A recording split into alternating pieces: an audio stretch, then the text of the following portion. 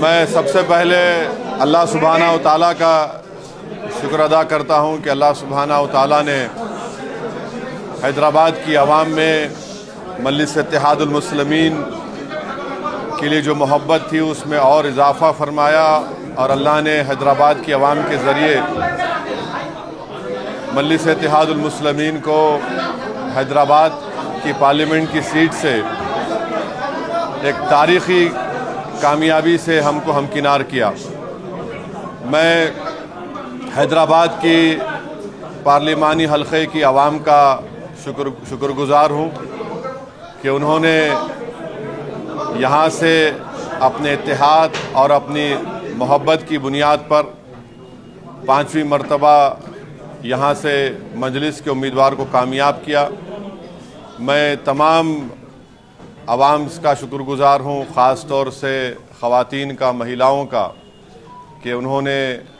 अपने वोट से और अपनी मोहब्बतों से यहाँ से एक तारीख़ी कामयाबी MIM पार्टी को दिलवाई। मैं शुक्रिया अदा करना चाहूँगा तमाम उन गयूर नौजवानों का और ख़ास तौर से फ़र्स्ट टाइम वोटर्स का और साथ ही साथ हमारे बुज़ुर्गों का कि उनकी सरपरस्ती शामिल हाल रही और जो यहाँ के मोअज़्ज़िज़ लोग हैं, उलमाए कराम हैं, मैं उनका भी शुक्रिया अदा करता हूँ और हर तबक़े के से ताल्लुक़ रखने वाले अफराद का मैं शुक्रिया अदा करता हूँ। और मैं हमारी पार्टी के तमाम मेंबर्स का, बूथ प्रेसिडेंट्स का, हमारे पूरे MLAs का, म्युनिसिपल कॉरपोरेटर्स का और जिन्होंने उस कड़ी धूप में इस कैंपेन को चलाया, मैं एक एक का शुक्रिया अदा करना चाहूँगा। और हम तमाम की इज्तिमाई मेहनत और की वजह से एक तारीख़ी कामयाबी हमको हैदराबाद के पार्लिमानी हल्के से मिली है। तो मैं इंशाअल्लाह कोशिश करूँगा, जस्तजू करूँगा कि जो भरोसा मुझ पर आपने क़ायम किया है, पहले से ज़्यादा हम लोग मेहनत करेंगे हैदराबाद की पार्लियामेंट की कि यहाँ पर डेवलपमेंट करवाने के लिए। और मैं साथ ही साथ शुक्रिया अदा करना चाहूँगा औरंगाबाद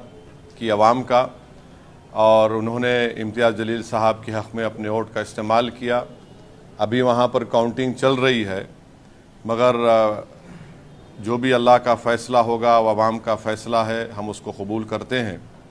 और मुझे उम्मीद है कि इंशाअल्लाह ताला ना इम्तियाज़ जलील साहब, ना वहाँ के मजलिस के तमाम हमारे एक्स कॉरपोरेटर्स, वहाँ के ज़िम्मेदारान, उनके हौसले बुलंद रहेंगे। यकीनन हमारी ऐन ख्वाहिश के मुताबिक वहाँ पर नतीजा नहीं आ रहा है, तो मुझे यकीन है कि अक्टूबर में जब असम्बली के इलेक्शन होंगे, हम इंशाअल्लाह ताला ये कोशिश करेंगे कि औरंगाबाद में जो हमको कामयाबी नहीं मिली, हम इंशाअल्लाह ताला असम्बली के इलेक्शन में आज जो हमको कामयाबी नहीं मिली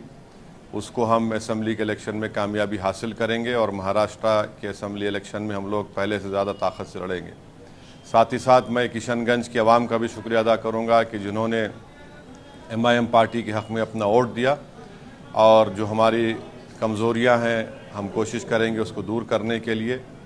मैं साथ ही साथ PDM की हमारी पल्लवी पटेल, हमारी बहन का, उनकी माता का, उनकी माँ का, पंकज भाई का और उनके तमाम अपना दल के ज़िम्मेदारों का भी शुक्रिया अदा करूँगा कि हमने वहाँ पर भी जाकर PDM के लिए कैंपेन चलाया है। और हमारा ये PDM से जो हमारा ताल्लुक़ है वो जारी रहेगा और इंशाअल्लाह ताला ये हमारी कोशिश थी और हम कोशिश को जारी रखेंगे। मैं तेलंगाना की आवाम का भी शुक्रिया अदा करता हूँ कि हमने उनसे अपील की थी कि जहाँ तक हो सके BJP की कामयाबी को रोकें। उन तमाम हज़रात का मैं तहे दिल से शुक्रगुज़ार हूँ कि जिन्होंने खामोशी से इस मुहिम को चलाया, जिन्होंने आगे बढ़कर ये कोशिश की कि BJP के बढ़ते हुए ख़दमों को तेलंगाना में या उनकी कामयाबी को रोका जा सके। मैं उनका भी शुक्रिया अदा करता हूँ। अब दूसरी बात यह है कि मुल्क की आवाम ने एक फ़ैसला दिया है। अब ये बात तो वाज़ेह हो चुकी है कि BJP को अभी काउंटिंग चल रही है, ऐसा लगता है कि उनके पास मैजिक नंबर नहीं आएगा जो 272 का नंबर है। और ये इसलिए नतीजा आया क्योंकि 10 साल में बीजेपी ने जो नफ़रत की सियासत की थी उससे आज लोग तंग आ चुके हैं। बीजेपी ने जो बड़े बड़े ख्वाब दिखाए थे और वो तमाम के तमाम वो ख्वाब झूठे थे, तो नौजवान इस बात को महसूस कर लिया कि बीजेपी बेरोज़गारी उनका मुक़द्दर बना चुकी है। किसान परेशान था, दलित और ख़ास तौर से जो लोग संविधान को